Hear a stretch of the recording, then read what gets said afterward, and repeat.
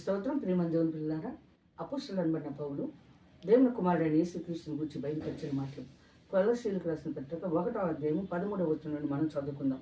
ఆయన మనలను అంధకార సంబంధమైన అధికారములో నుండి విడుదల చేసి తాను ప్రేమించిన తన కుమారుని యొక్క రాజ్య నివాసులుగా చేశాను. ఆ కుమారుని యందు మనకు విమోచనము అనగా పాప క్షమాపణ కలుగుచున్నది. ఆయన అదృశ్య దేవుని స్వరూపి, సర్వ సృష్టికి ఆది సంభూతుడై ఉన్నాడు.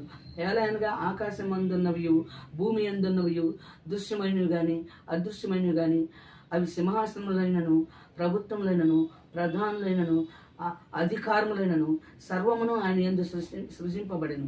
సర్వమును ఆయన ద్వారాను ఆయనను బట్టి సృజింపబడెను. ఆయన అన్నిటికంటే ముందుగా ఉన్నవాడు. ఆయనే సమస్తమునకు ఆధారభూతుడు. సంఘము అనే శరీరమునకు ఆయనే శిరస్సు. ఆయనకు అన్నిట్లో ప్రాముఖ్యము కలుగు నిమిత్తము ఆయన ఆది అయి ఉండి మృతుల్లో నుండి లేచుట్లో ఆది సంభూతుడు ఆయన.